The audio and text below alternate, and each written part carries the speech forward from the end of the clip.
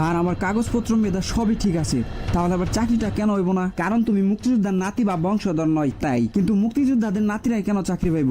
মুক্তিযোদ্ধাদের নাতি পুতিরাও পাবে না, তাহলে কি রাজাকারের নাতি পুতিরা পাবে? সেটা আমার প্রশ্ন, দেশবাসীর কাছে প্রশ্ন। মুক্তিযোদ্ধাদের নাতি পুতিরাও পাবে না, তাহলে কি রাজাকারের নাতি পুতিরা পাবে? তাহলে কি রাজাকারের নাতি পুতিরা পাবে?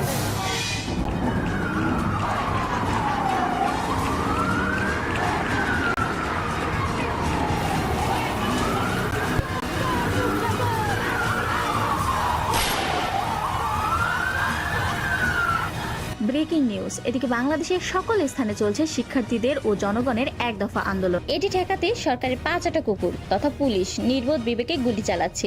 চলুন দেখি সরকার কি বলে। শেখ হাসিনা পালিয়ে গেছে, শেখ হাসিনা নাই, শেখ হাসিনা চলে গেছে, শেখ হাসিনা পালায় না।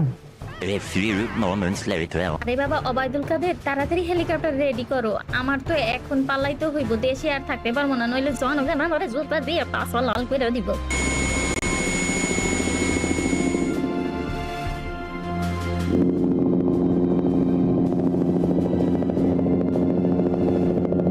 অবশেষে পদত্যাগ করতে বাধ্য হলেন দেশের ছেঁচড়া সরকার শেখ হাসিনা বুড়ি। তার পাপের সাম্রাজ্য একদম শেষ। কি হবে তার? নরেন্দ্র মোদী কি তাকে বউ হিসেবে গ্রহণ করবে? ক্যামেরাম্যান লাল মিয়ার সাথে সোনা মিয়ার ডেস্ক রিপোর্ট। গো আমার নরেন্দ্র মোদী, আমি আসছি গো, তোমার প্রিয় হাসিনা, তোমার বউ। আমারে বিয়া করবা না? नहीं हसीना नहीं, এখন हम তোমাকে বিয়া नहीं कर सकते কারণ তুমি আর বাংলাদেশ সরকার नहीं है। চলে যাও হাসিনা, তোমাকে আর ভালোবাসি না। অবশেষে শত ভাইয়ের রক্তের বিনিময়ে দেশটা আবারও স্বাধীন হলো শোষণকারীর হাত থেকে।